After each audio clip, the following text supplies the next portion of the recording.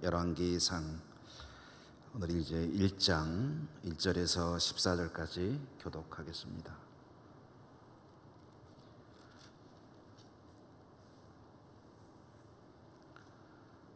구약성경 열왕기상 1장 1절부터 14절까지 한 절씩 읽겠습니다. 다윗 왕이 나이가 많아 늙으니 이불을 덮어도 따뜻하지 아니한지라 그의 시종들이 왕께 아뢰되 우리 주 왕을 위하여 젊은 처녀 하나를 구하여 그로 왕을 받들어 모시게 하고 왕의 품에 누워 우리 주 왕으로 따뜻하시게 하리이다 하고 이스라엘 사방 영토 내에 아리따운 처녀를 구하던 중 수넴 여자 아비삭을 얻어 왕께 데려왔으니 이 처녀는 심히 아름다워 그 왕을 받들어 시중 들었으나 왕이 잠자리는 같이 하지 아니하였더라. 그때에 핫깃의 아들 아도니아가 스스로 높여서 이르기를 내가 왕이 되리라 하고 자기를 위하여 병거와 기병과 호위병 50명을 준비하니 그는 압살롬 다음에 태어난 자요 용모가 심히 준수한 자라. 그의 아버지가 내가 어찌하여 그리하였느냐 하는 말로 한 번도 그를 섭섭하게 한 일이 없었더라. 아도니아가 수르야의 아들 요압과 제사장 아비아들과 모이하니 그들이 따르고 도우나 제사장 사독과 여호야다의 아들 브나야와 선지자 나단과 시므이와 레이와 다윗의 용사들은 아도니아와 같이 하지 아니하였더라. 아도니아가 에느로겔 근방 소헬렛 바위 곁에서 양과 소와 살찐 송아지를 잡고 왕자 곧 자기의 모든 동생과 왕의 신하된 유다 모든 사람을 다 청하였으나 선지자 나단과 브나야와 용사들과 자기 동생 솔로몬은 청하지 아니하였더라. 나단이 솔로몬의 어머니 밧세바에게 말하여 이르되 핫깃의 아들 아도니아가 왕이 되었음을 듣지 못하였나이까 우리 주 다윗은 알지 못하시나이다. 이제 내게 당신의 생명과 당신의 아들 솔로몬의 생명을 구할 계책을 말하도록 허락하소서. 당신은 다윗 왕 앞에 들어가서 아뢰기를 내 주 왕이여 전에 왕이 여종에게 맹세하여 이르시기를 내 아들 솔로몬이 반드시 나를 이어 왕이 되어 내 왕위에 앉으리라 하지 아니하셨나이까. 그런데 아도니아가 무슨 이유로 왕이 되었나이까 하소서. 당신이 거기서 왕과 말씀하실 때에 나도 뒤이어 들어가서 당신의 말씀을 확증하리이다. 아멘. 오늘도 말씀의 은혜가 함께 하시기를 기원합니다. 이제 우리가 성경을 쭉 읽어 나가면서 적당한 분량씩 이제 읽고 그 뜻을 새겨보고 하는데요. 이제 그동안에 사무엘 상하를 읽어왔고 이 사무엘 상하와 열왕기 상하는 이어지는 한 책입니다. 그러니까 원래는 한 권의 책이었는데 분량상 이렇게 넷으로 나누는 거거든요. 그래서 쭉 이야기는 계속 이어지는 것이다 라고 아시고 따라가면 되겠습니다. 이제 사무엘 하까지의 주인공은 사무엘에서 사울로 넘어왔다가 다시 다윗으로 이제 넘어와서 주로 다윗 이야기를 해 주었죠. 여러분 그 성경을 우리가 하나님을 믿고 사는 그런 신앙을 가지고 사는 한 성경은 우리 모든 것의 근거일 수밖에 없습니다. 근데 성경을 보는 그 안목을 가지는 것이 그래서 너무 중요합니다. 성경을 읽을 때에 성경을 통째로 볼 수 있는 그런 시각도 필요합니다. 그러니까 창세기로부터 요한계시록까지 이르는 이 성경의 이야기는 하나님께서 무로부터 창조의 역사를 시작하시고 또 인간을 창조하시고 이 세상을 창조하셔서 계획하셨던 것들이 있는데 그게 중간에 어떻게 돼가지고 어떻게 되었다가 마지막에 어떻게 되리라 하는 그 전체적인 하나님의 그 놀라운 역사 그 이야기를 쭉 들려주시는 건데요. 그 중에 이제 이스라엘 나라 사람들의 이야기가 중간에 아주 중요한 부분을 차지하고 있고 그 중에 또 다윗의 이야기가 또 굉장히 많은 분량을 차지하면서 하나님이 들려주고 싶은 이야기를 들려주시는 건데요. 이제 다윗의 이야기가 끝나고 이것은 이제 다윗의 자손들의 이야기가 쭉 이어지게 되는 것이다 라는 그런 말씀이죠. 다윗은 참 위대한 군주였기 때문에 이스라엘 나라에서 왕 하면은 다윗입니다. 지도자 하면은 모세, 그리고 왕 하면 다윗, 믿음 하면 아브라함, 이런 이제 성경에 나오는 위대한 인물들이 있죠. 다윗은 이스라엘에서 왕 하면은 탁 쳐손가락에 꼽을 그런 임금입니다. 군주였죠. 그렇지만 그의 시대는 이제 역시 예외 없이 저물어 가고 있습니다. 세월을 막을 수 있는 사람은 없죠. 파란만장했던 다윗의 인생도 저물어 가고 있습니다. 오늘 성경이 그 이야기로부터 시작이 되죠. 다윗 왕이 나이가 많아 늙었다.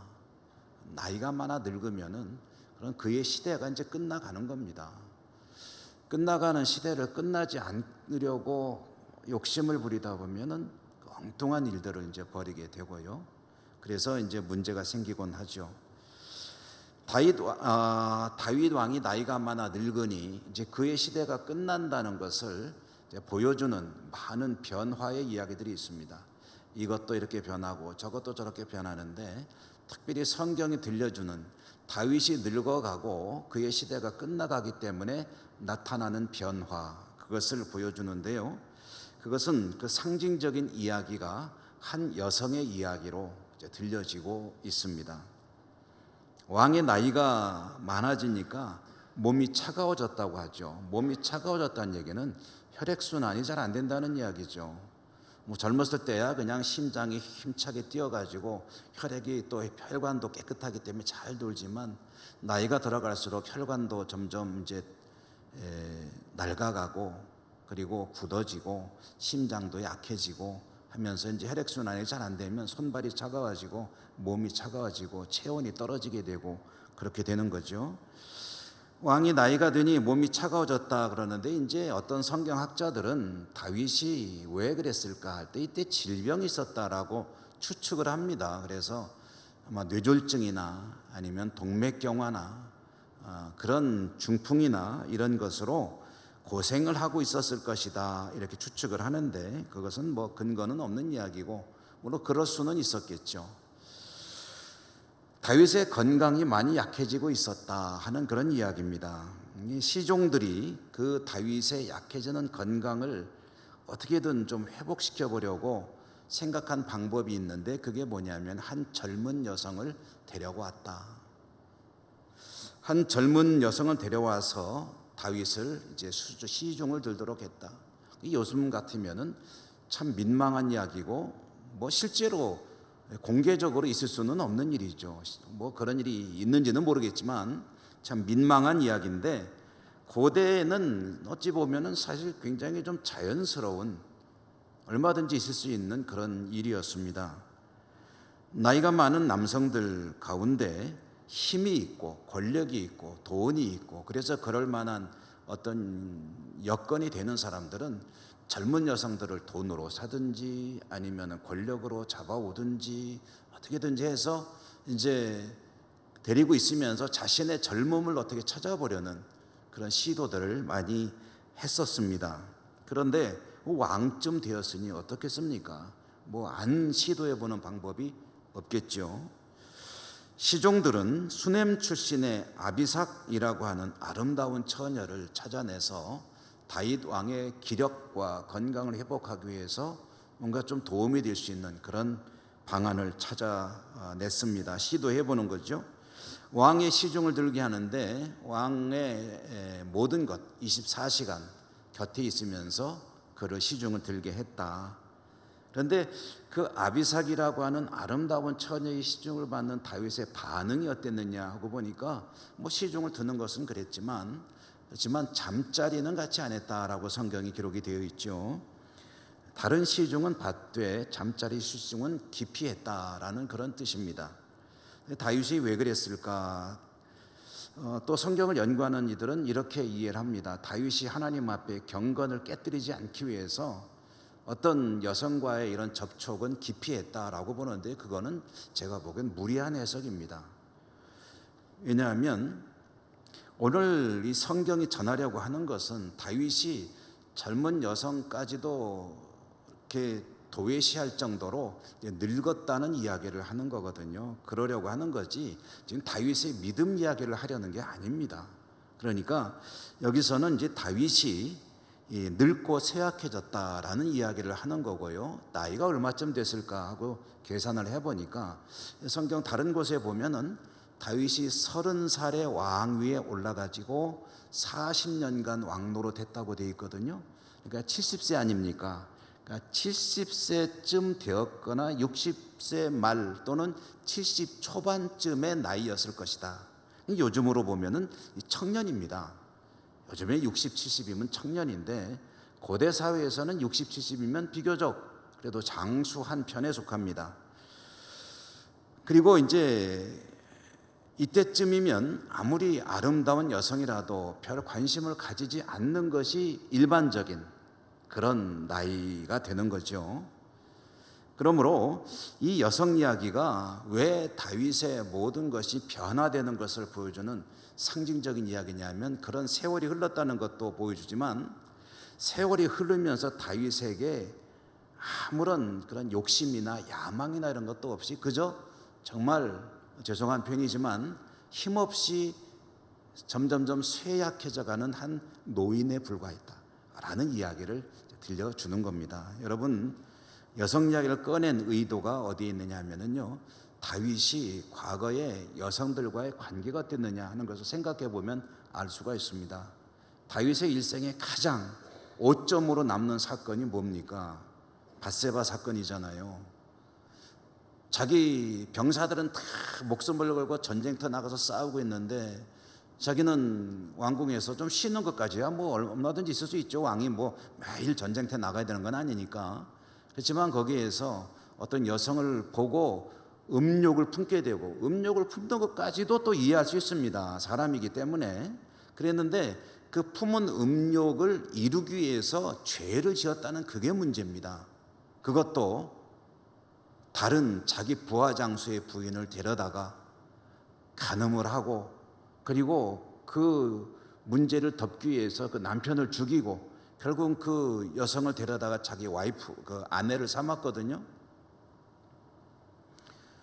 이와 같은 흉악한 범죄를 저질렀는데 그 시발이 된 게 뭐냐면은 그 다윗의 음란한 욕심, 여성에 대한 음욕이었지 않습니까?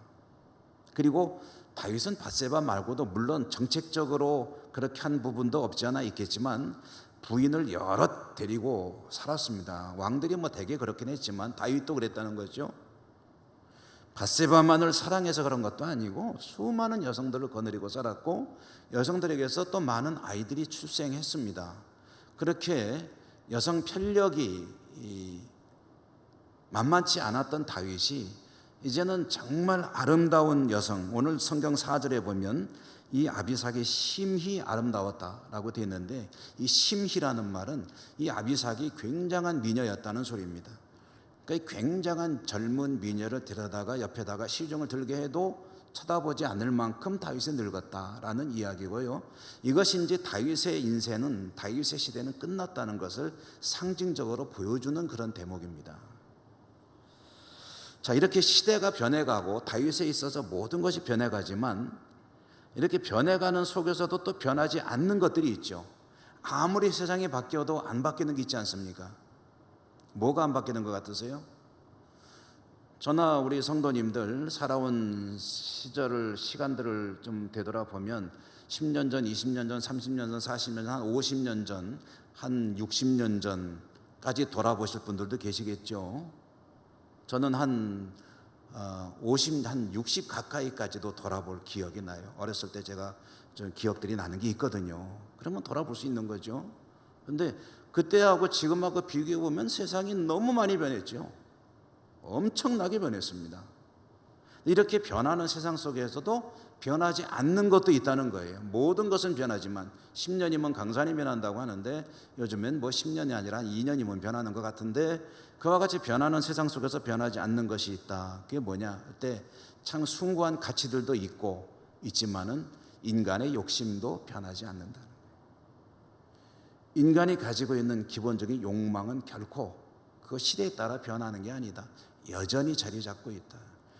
그래서 오늘 성경에서 우리가 읽는 것은 변하는 세상, 변하는 시대, 그 속에서 변하지 않는 일이 있는데, 그게 뭐냐면 권력에 대한 욕망입니다. 그 이야기가 또 나오는 거예요. 다윗이 늙어서 이제 그의 시대가 끝나가는 가운데 초미의 관심사가 뭐냐면은 누가 다윗의 뒤를 이어서 왕이 될 거냐 하는 왕의 계승에 관한 것이 이제는 가장 관심사가 됩니다. 그리고 이때 왕의 계승에 있어서 가장 주목받는 인물이 누구냐 하면은 아도니아라고 하는 왕자입니다. 아도니아. 다윗의 가문에 왕자들로 인해서 야기되는 왕의 계승의 문제는 압살롬이 죽음으로 인해서 다 순조롭게 이제는 뭔가 좀 문제없이 계승될 수 있는 그런 상태로 가게 된 것이냐 하면은 그렇지 않습니다. 여전히 이것이 어려운 문제로 남아 있습니다.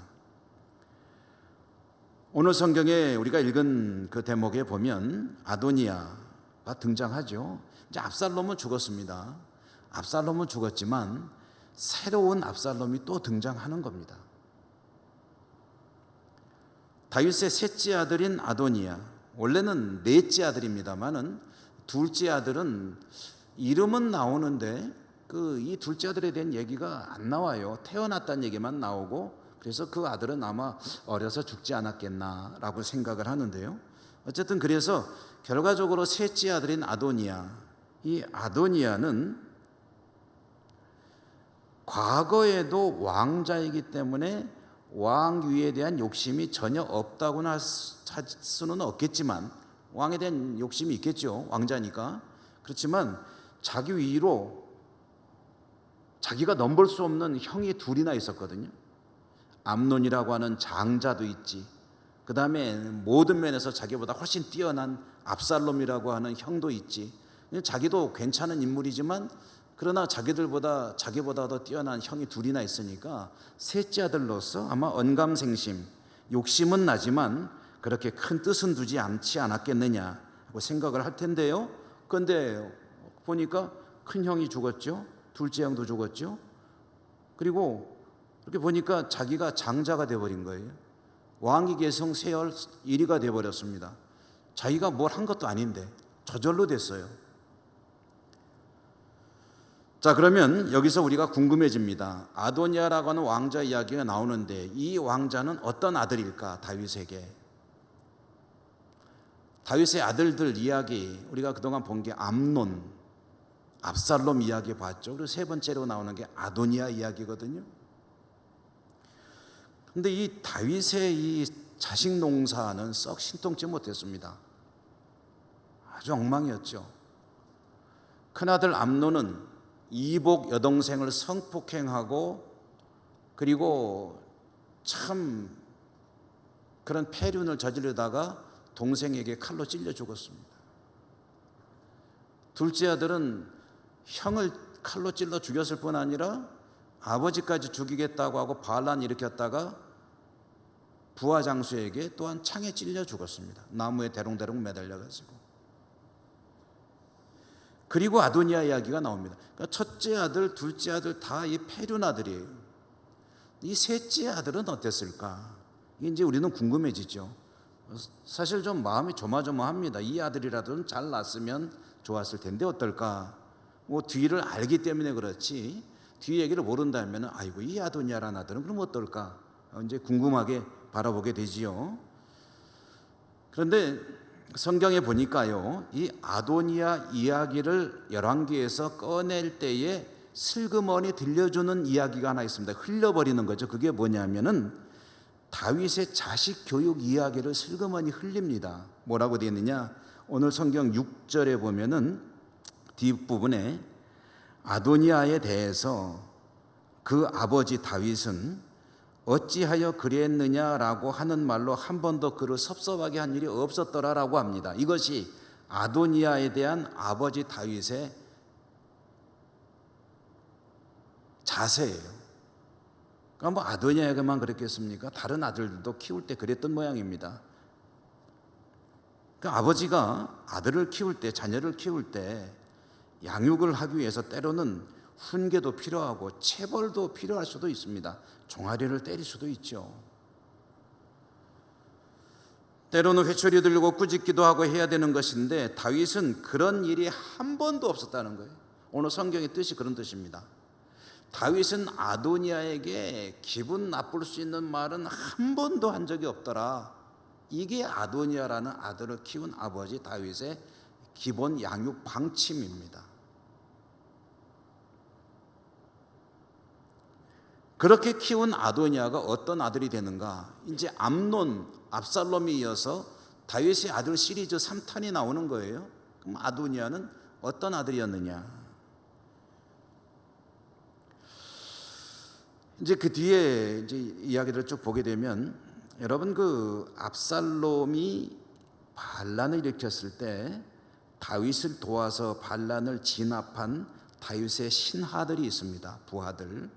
그 부하들은 하나로 뭉쳐져 가지고 압살롬의 반란을 진압하고 다윗이 다시 왕으로 회복되는 데 공신들인데, 그런데 아도니아 이야기가 나오는 걸 보니까 이제 그 신하들이 둘로 쪼개지는 것을 볼 수가 있습니다. 그러니까 압살롬 반역 때에 제사장으로서 다윗을 도와서 힘을 합쳤던 사독과 아비아달이라고 하는 제사장이 둘이 있습니다. 이 둘이 갈라섭니다.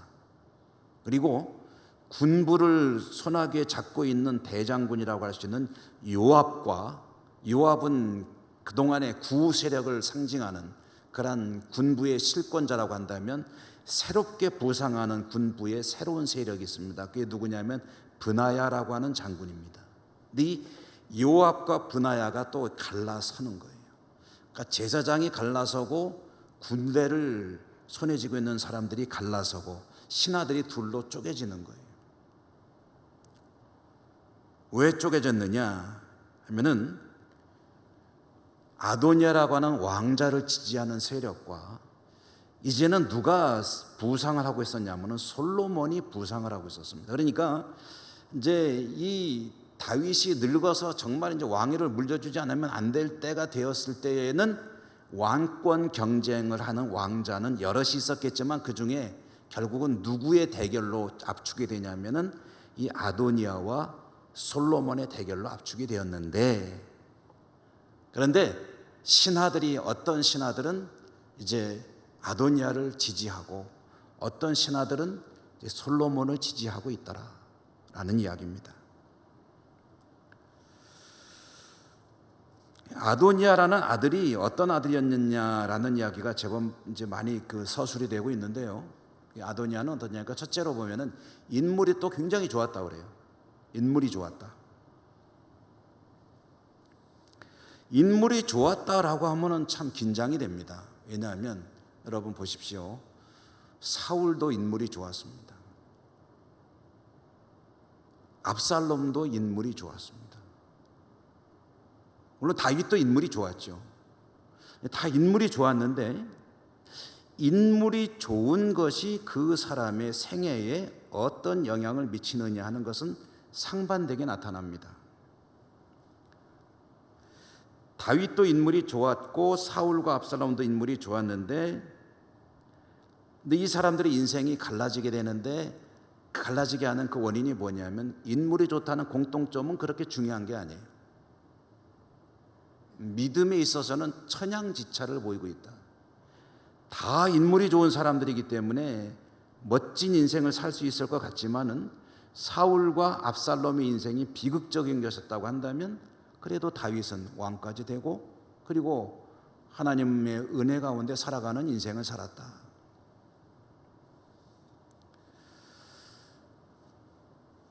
특별히 사무엘 왕들의 이야기로 이어지는 이야기 속에서 한 인생이 정말 복된 인생을 살 때 그 결정적인 키를 쥐고 있는 게 뭐냐면은 하나님이십니다. 좀 더 구체적으로 말하면 그가 하나님을 어떻게 믿고 사느냐가 그 인생이 복된 인생이냐 아니냐를 결정하는 기준이 되는 건데, 다 사람들이 볼 때 박수를 치고 칭찬할 만한 이야 잘생겼다라고 할 그런 인물들이지만, 그런 인물들의 인생이 복되게 되느냐 아니냐는 어디에 달렸느냐, 그의 믿음이 어떠냐에 달려있더라라는 이야기를 들려주는 겁니다. 자, 여러분, 하나님은 사무엘상에 나오는 이야기죠. 하나님은 외모를 보지 않으신다, 중심을 보신다라고 했잖아요. 그러니까 이 얘기를 좀 뒤집어서 좀 우스갯소리가 될지 모르겠는데, 하나님은 외모를 보지 않고 중심을 본다라고 했는데, 그러면 외모는 누가 보느냐 하면 사람들은 외모를 본다. 중심을 보는 경우도 있겠지만 하나님이 사람들과 다른 게, 시선이 다른 게 뭐냐면은 사람들은 외모를 보지만 하나님은 중심을 보신다. 아도니아는 인물이 좋습니다. 인물이 좋으니까 인기가 많습니다. 그리고 그의 인간 됨됨이를 대단히 높게 평가합니다. 어떤 사람들이 아비아달 제사장과 요압 대장군은 이 아도니아를 대단히 괜찮은 인물로 보았습니다. 그렇기 때문에 이제 이쪽 줄 선 거예요. 줄 서기를 해야 되지 않습니까? 어차피 이쪽 왕자에게 줄을 선 거예요.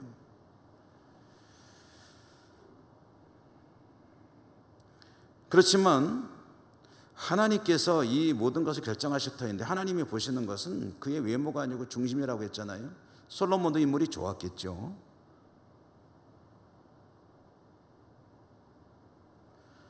그런데 아도니아에게 있어서 정말 안타까운 것은 뭐냐면, 인물이 좋다고 했는데 그의 믿음 얘기는 한 토막도 안 나옵니다. 성경에 한 줄도 기록이 되어있질 않아요.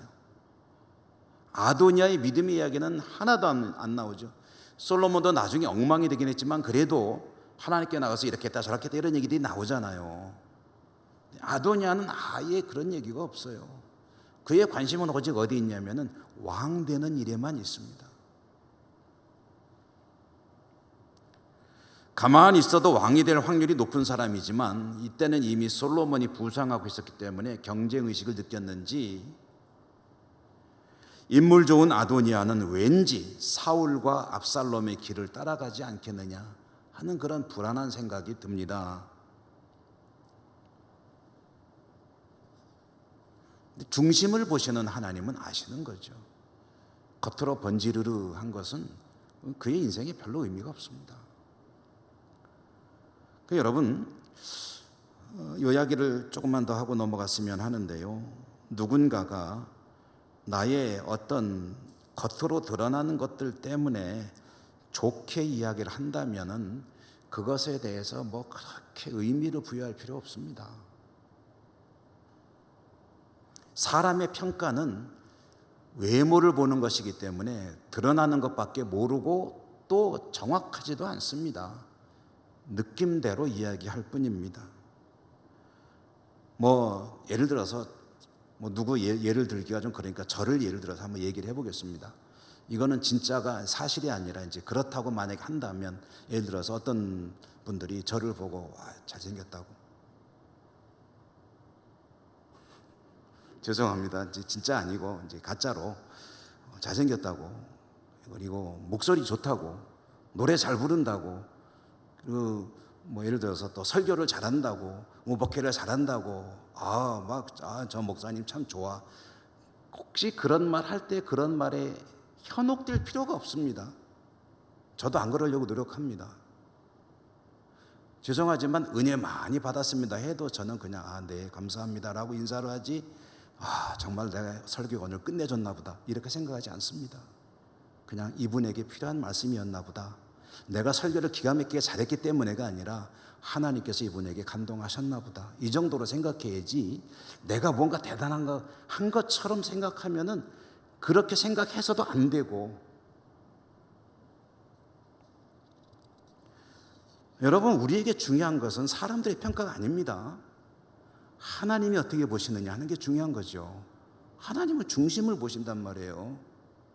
그러니까 누가 뭐라고 말을 할 때 잘한다고 칭찬한다고 우쭐하지 마시고, 죄송합니다. 우쭐할 필요가 없습니다. 표현을 좀 바꾸었습니다. 우쭐할 필요 없습니다. 혹시 누가 또 잘못한다 그러더라도 그것 때문에 기죽으실 필요 없어요. 누가 나에 대해서 알지도 못하면서 이렇게 저렇게 말한다고 해서 화내지 마세요. 화낼 필요 없어요. 왜냐? 하나님 앞에 중심으로 어떻게 보여지느냐는 게 중요한 것이기 때문에 하나님은 그런 것까지도 인내하고 참으면서 하나님 중심으로 살아가는 그 모습을 보고 즐거워하시지, 내가 억울하다고 막 가서 그 화풀이 하고 어떻게든 속 시원하네 이렇게 하는 것을 하나님이 좋아하지 않으십니다.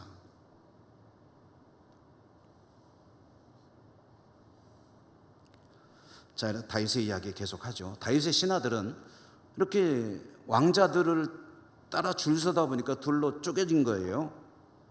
그리고 본격적인 왕권 다툼이 시작이 됩니다. 그런데 그때 다윗은 어떤 형편이냐면요, 보셨죠? 그 얘기를 하는 겁니다. 다윗은 이제 늙어가지고 아무 생각이 없어요. 이렇게 해야 되겠다, 저렇게 해야 되겠다, 의욕도 없어요. 그가 젊은 시절에 나름대로 인생의 상당히 많은 부분을 사용했던 여성 편력에 대해서도 이제 아무런 흥미도 없는 거예요.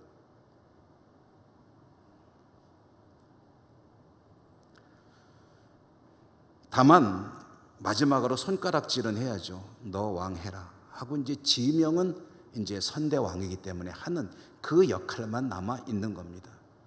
그런데 이때 이제 우리가 오늘 읽은 말씀에 보면 아도니아가 선수를 치는 거예요.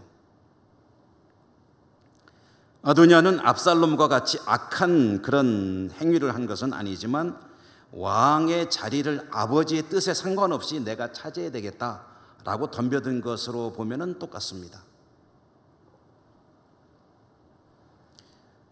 아도니아를 제사장 아비아달과 양대 기둥이죠. 오른팔 왼팔이라고 할 수 있겠습니다. 대제사장 아비아달과 대장군 요압이 보호자하는 가운데 이 아도니아가 행사를 하나 주최를 하게 됩니다. 소헬렛이라고 하는 곳에 예루살렘에서 가까운 지역이라고 합니다. 지금 어딘지는 정확히 모르겠어요. 그런데 예루살렘에서 가까운 지역이라고 하는데 그곳에다가 이제 연회를 베풀었어요. 파티를 열었습니다. 그리고 주요 인사들을 다 초청을 했습니다. 정부 요인들을 다 부른 거죠. 근데 거기서 이제 제외된 사람이 누구냐면 솔로몬과 솔로몬 측근들은 다 빼놓고, 그리고 자기 편과 중립에 서 있는 사람들을 다 부른 거예요. 다 불러놓고 거기서 파티를 열면서 사람들의 추대를 받는 그런 형식을 띠겠지요. 그러면서 아도니아가 이제 이스라엘의 왕이다 라고 하는 일종의 선포식을 가지기로 했습니다. 만약에 아도니아가 여기서 내가 왕이다 라고 선포하고 아비아달이 지지하고 요압이 지지하고 거기 있는 사람들이 와 아도니아 왕 만세 하고 그렇게 하고서 이제 이게 어느 정도 공식화되게 되면 병석에 누워있는 힘없는 다윗은 인정할 수밖에 없게 될 수도 있어요. 그러면은 아도니아가 그냥 왕이 되는 거예요. 이제 그런 전략을 꾸미고 있는 겁니다. 그렇게 되면 어떻게 되겠습니까? 그 뒤에는 이제 솔로몬 일파는 다 숙청을 당하게 되겠죠. 솔로몬도 죽을 것이고 바세바도 죽을 것이고 솔로몬을 지지하던 그런 세력도 다 제거될 것이고 이제 아도니아가 왕권을 공고히 하는 작업을 하게 되겠죠. 이게 지금 우리가 성경을 보니까 그냥 읽으면은 그런가 보다 하고 넘어가지만 이게 굉장히 숨막히는 순간입니다. 여러분 그 몇 년입니까? 1979년 12.12 사태 때 제5공화국 탄생의 태동의 그 잉태가 된 그 밤 12.12 사태 때 일부 군부 세력이 쿠데타를 일으키고 수도권으로 진입하고 서울로 진입하고 그런 일을 막 해낼 때가 얼마나 급박한 상황이었습니까? 지금 그런 비슷한 상황입니다. 아도니아가 거사를 꾸미고 있을 때 이 소식이 정보가 누구한테 전해졌냐면은 솔로몬 측에 전해졌습니다. 이럴 때는 나서는 사람이 있어야죠. 누가 나섰냐 하면은 나단 선지자가 나섰습니다.